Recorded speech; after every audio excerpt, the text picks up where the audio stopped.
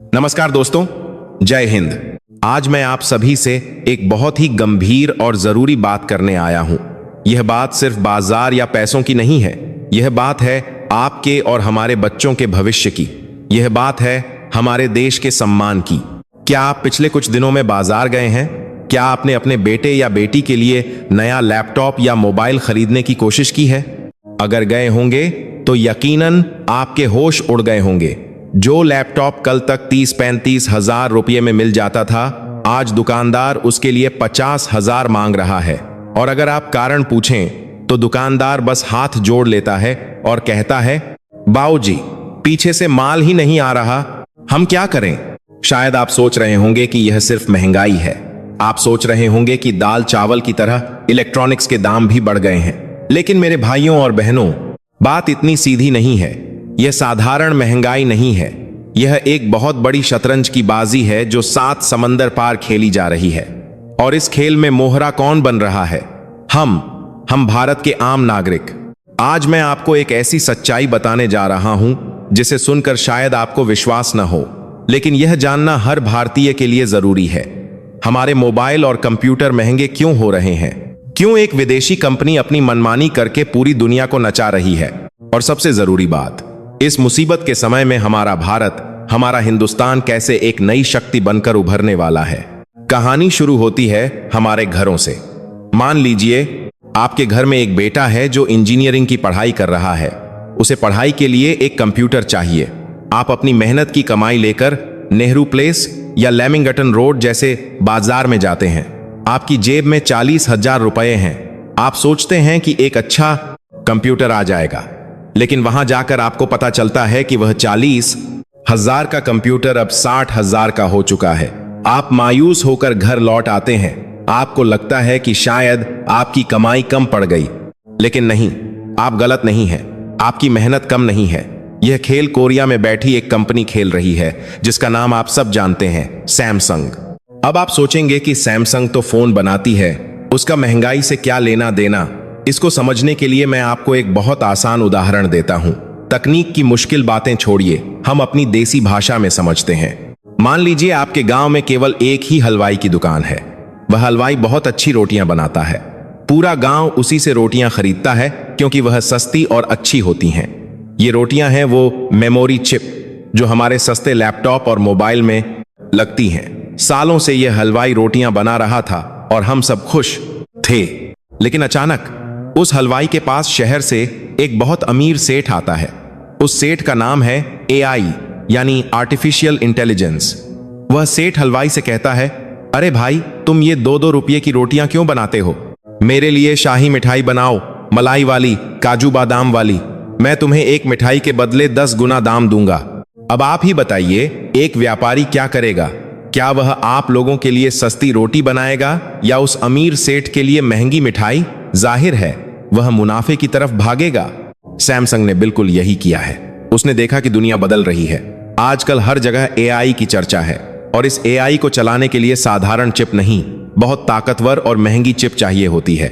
इसे तकनीकी भाषा में कुछ भी कहें, लेकिन हमारे लिए यह वह शाही मिठाई है। सैमसंग ने रातों रात अपनी फैक्ट्री का नक्शा बदल दिया।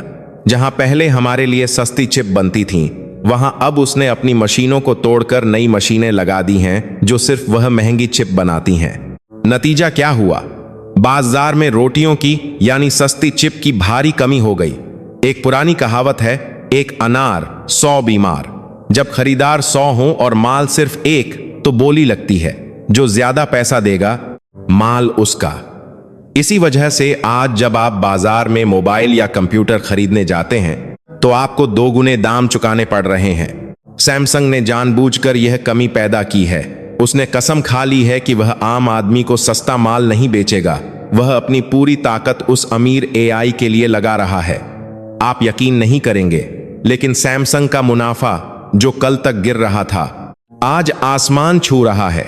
उसने उत्पादन कम कर दिया, लेकिन कमाई 4 गुना बढ़ा ली। इसे कहते हैं व्यापार की क्रूरता। उसे इस बात से कोई फर्क नहीं पड़ता कि भारत के किसी मध्यम वर्गीय पिता को अपने बेटे की पढ़ाई के लिए कर्ज लेना पड़ रहा है। उसे बस अपने मुनाफे से मतलब है। अब आप पूछेंगे कि अमेरिका कहां है? अमेरिका तो दुनिया का चौधरी बनता है। वह इस पर चुप क्यों है? यही तो इस कहानी का सबसे दिलचस्प मोड़ है। अमेरिका का हाल उस थानेदार जैसा हो गया है जिसके हाथ में बंदूक तो है लेकिन उसमें गोलियां नहीं है। अमेरिका के राष्ट्रपति, चाहे वो कोई भी हो, वे हमेशा अमेरिका फर्स्ट का नारा लगाते हैं। वे डराते हैं, धमकाते हैं कि अगर तुमने हमारे हिसाब से काम नहीं किया तो हम तुम पर भारी टैक्स लगा देंगे, हम तुम्हें बर्बाद कर देंगे। लेकिन इस बार अमेरिका लाचार है। क्यों? क्योंकि अमेरिका की जो बड़ी बड़ी कंपनियां हैं, गूगल, माइक्रोसॉफ्ट, फेसबुक, एप्पल, ये सब उसी एआई के नशे में चूर हैं। इन सबको वह शाही मिठाई यानी महंगी चिप चाहिए। और वह चिप कौन बनाता है?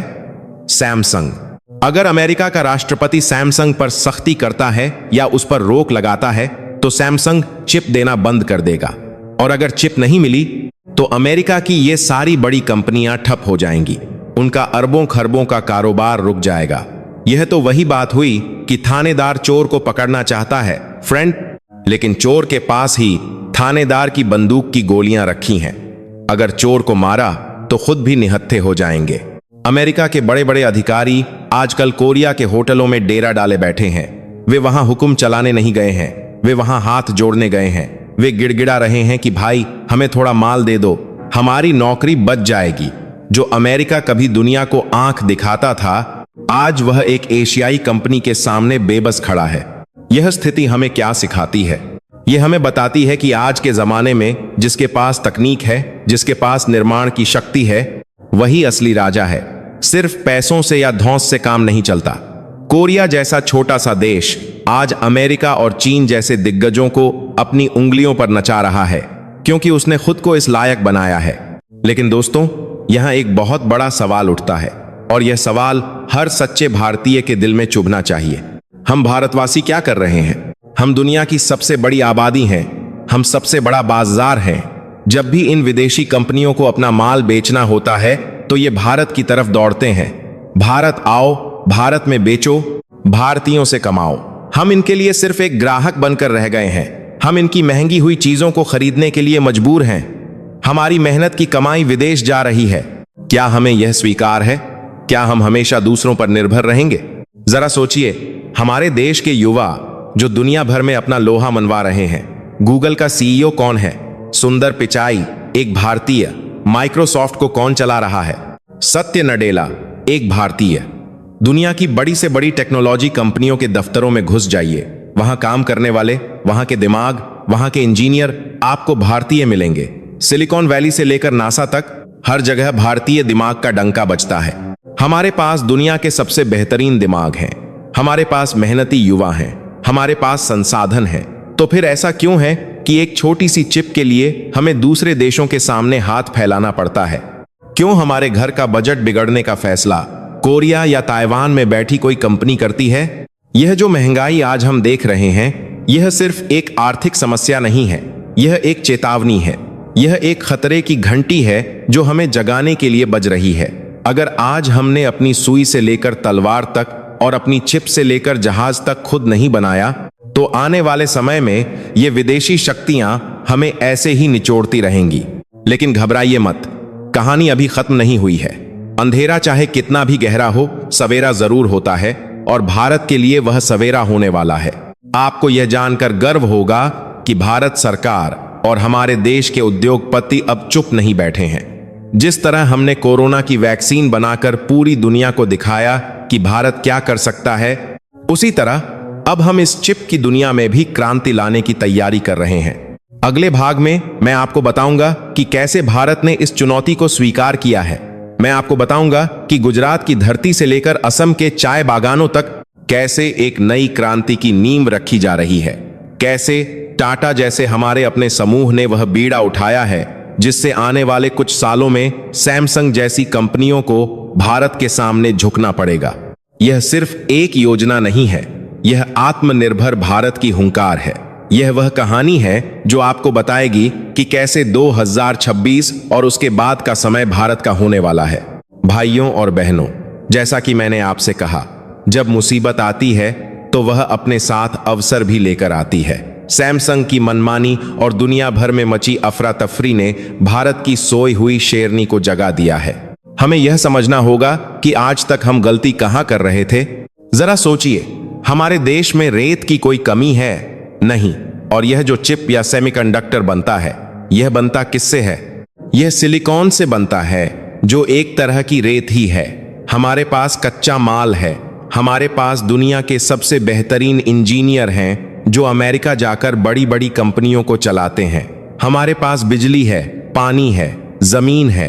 तो फिर ऐसा क्यों था कि जब भी हमें एक छोटा सा मोबाइल बनाना होता था तो उसकी जान यानी उसकी चिप हमें ताइवान या कोरिया से मंगवानी पड़ती थी? यह वही बात हो गई कि गेहूं हमारे खेत का, मेहनत हमारे किसान की, लेकिन रोटी खाने के लिए हमें पड़ोसी के घर जाना पड़े।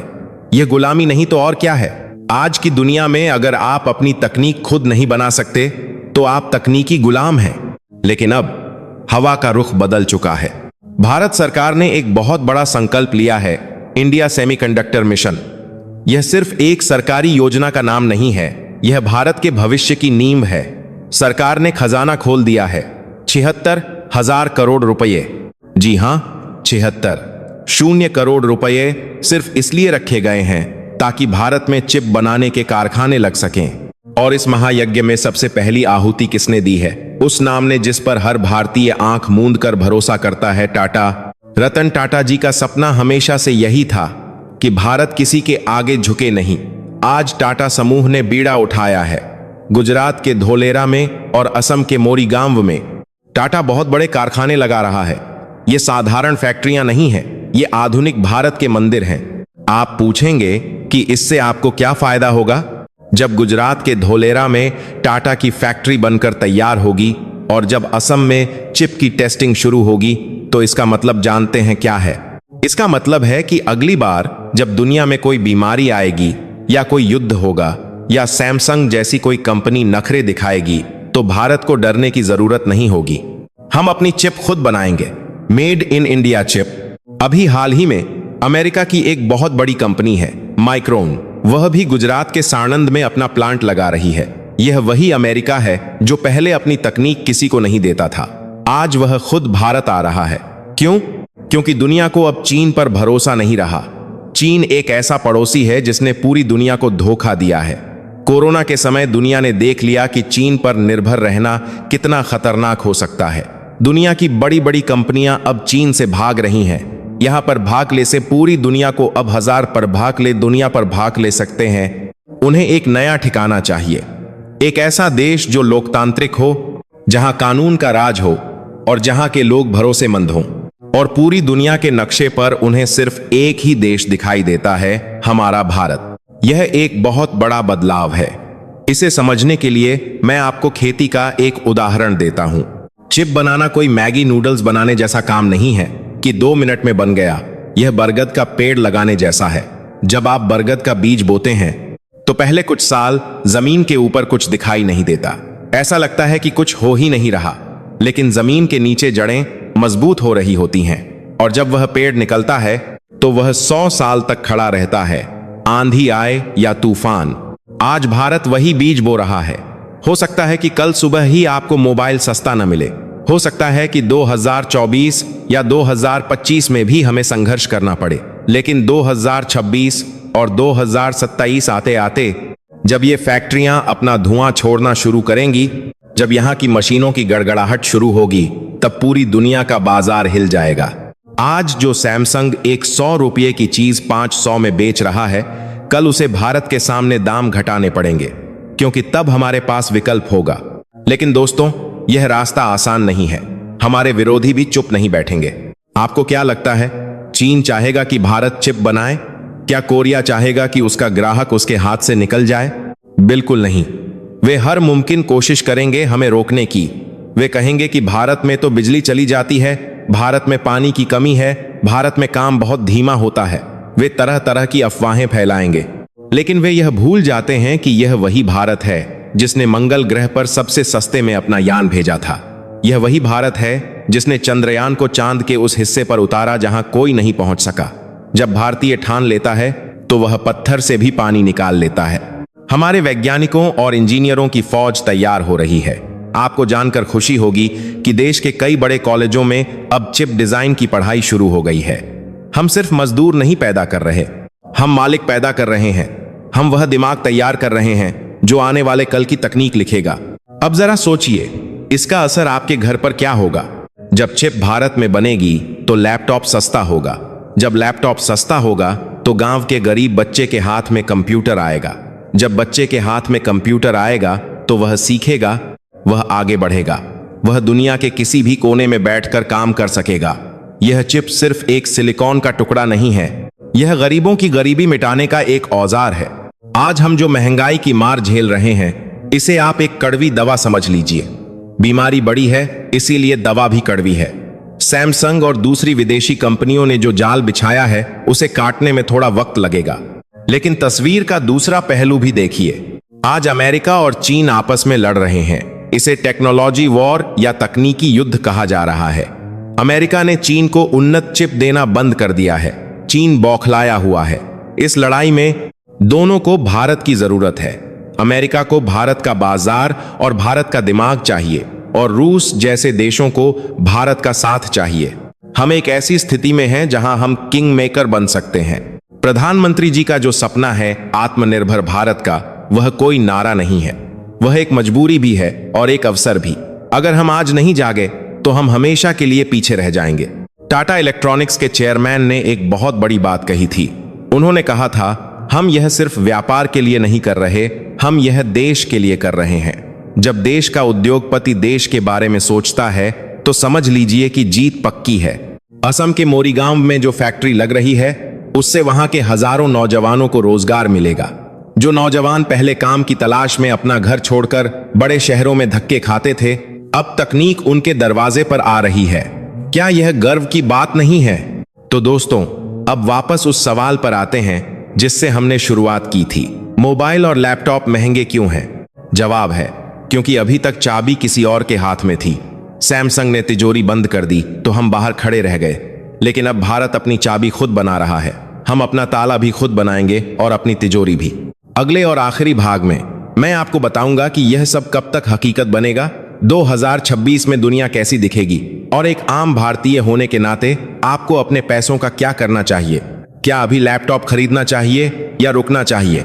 और सबसे बड़ी बात, भविष्य में किन नौकरियों की मांग बढ़ने वाली है, ताकि आप अपने बच्चों को उसके लिए तैयार कर सकें।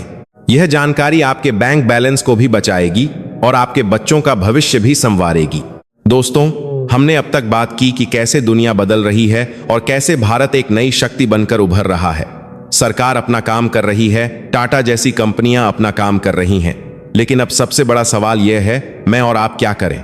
आज इस वीडियो के आखिरी हिस्से में मैं आपसे एक भाई, एक दोस्त की तरह बात करना चाहता हूं, क्योंकि महंगाई का असर खबरों पर नहीं, हमारी जेब पर होता है, हमारे घर के बजट पर होता है। तो चलिए सबसे पहले उस सवाल का जवाब देते हैं जो आप सबके मन में है। क्या मुझे अभी नया मोबाइल या लैपटॉप खरीदना चाहिए या दाम कम होने का इंतजार करना चाहिए? मेरा सीधा और सच्चा जवाब यह है, अगर आपको बहुत सख्त जरूरत है तो इंतजार मत कीजिए, आज ही खरीद लीजिए। क्यों?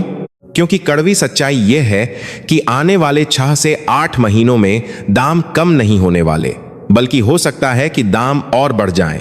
सैमसंग और दूसरी कंपनियां अभी अपना उत्पादन नहीं बढ़ाएंगी, उन्हें मुनाफा कमाना है। और जब तक भारत के अपने कारखाने पूरी तरह से काम करना शुरू नहीं करते, हमें विदेशी दामों पर ही सामान खरीदना पड़ेगा। तो अगर आपके बच्चे की पढ़ाई रुक रही है या आपका काम अटक रहा है, तो 1-2 हजार बचाने के चक्कर में अपना नुकसान मत कीजिए। लेकिन यहां एक समझदारी की बात भी बताता हूं।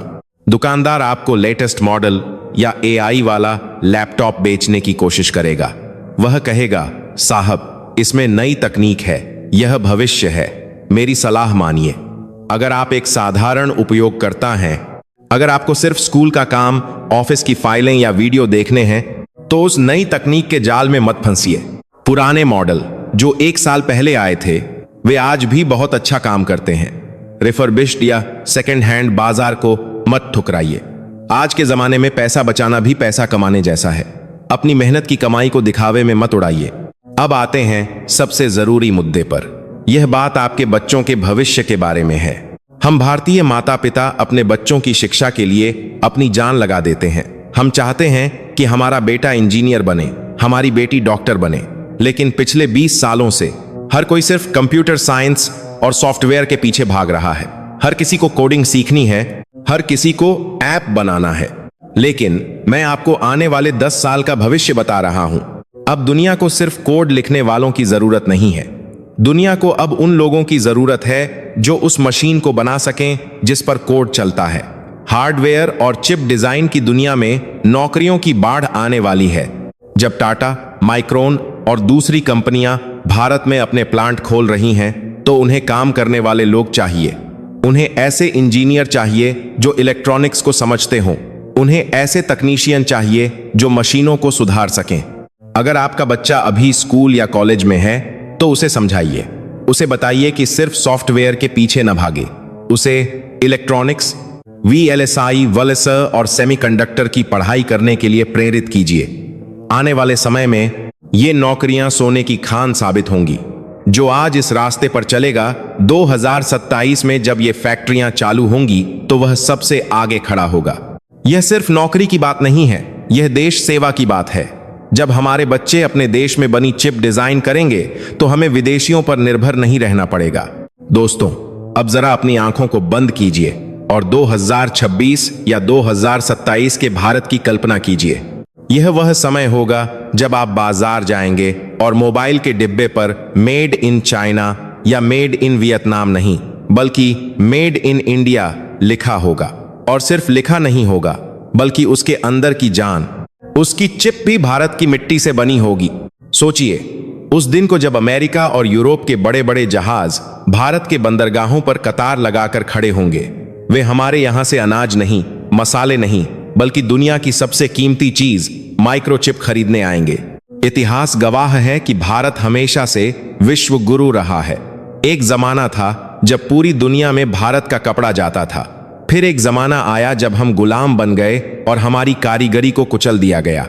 लेकिन समय का पहिया घूम चुका है। आज हम उसी मोड़ पर खड़े हैं जहां 1990 में हम IT 8 क्रांति के समय खड़े थे।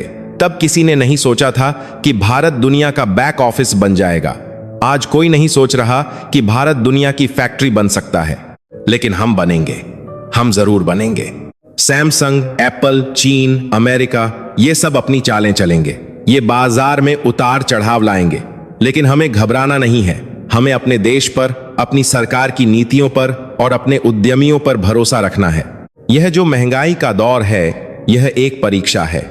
यह हमें याद दिलाने आया है कि स्वदेशी का क्या महत्व है। गांधी जी ने कहा था कि स्वदेशी ही हमें आजाद बनाएगा। आज उस बात का मतलब चरखे से बदलकर चिप हो गया है, लेकिन भावना वही है। मेरी आपसे एक ही विनती है, इस बदलाव का हिस्सा बनिए। सिर्फ शिकायत मत कीजिए कि चीजें महंगी हैं। अपने आसपास देखिए, भारतीय ब्रांड्स को सपोर्ट कीजिए, अपने बच्चों को सही शिक्षा दीजिए और सबसे बड़ी बात, अपने अंदर वह आत्मविश्वास जगाइए कि हम किसी से कम नहीं हैं। जब 140 करोड़ लोग एक साथ मिलकर कदम बढ़ाते हैं तो दुनिया की कोई भी ताकत उन्हें रोक नहीं सकती। सैमसंग तो बस एक कंपनी है, हम एक राष्ट्र हैं। एक ऐसा राष्ट्र जिसने 0-0 का आविष्कार किया, जिसने दुनिया को गणित सिखाया। अब हम दुनिया को भविष्य की तकनीक भी सिखाएंगे। तो अगली बार जब आप अपने हाथ में अपना मोबाइल फोन लें तो उसे सिर्फ एक मशीन मत समझिए, उसे एक चुनौती समझिए और खुद से कहिए, आज यह विदेशी है, लेकिन कल यह मेरा होगा, मेरे देश का होगा। दोस्तों, यह वीडियो मैंने सिर्फ आपको जानकारी देने के लिए नहीं बनाया। मैंने यह वीडियो इसलिए बनाया ताकि आप डरे नहीं, बल्कि तैयार रहें। अगर आपको लगता है कि इस वीडियो ने आपको कुछ नया सिखाया है, अगर इसने आपके अंदर भारतीय होने का गर्व जगाया है, तो इसे अपने दोस्तों और परिवार के साथ शेयर जरूर कीजिए। हर उस माता पिता तक यह बात पहुंचनी चाहिए जो अपने बच्चे के भविष्य को लेकर चिंतित हैं। हम साथ मिलकर ही इस लड़ाई को जीत सकते हैं। मैं आपके लिए ऐसे ही और वीडियो लाता रहूंगा जो आपकी जेब और आपके देश दोनों की बात करेंगे। तब तक के लिए सतर्क रहिए, सुरक्षित रहिए और अपने देश पर गर्व कीजिए। जय हिंद, जय भारत।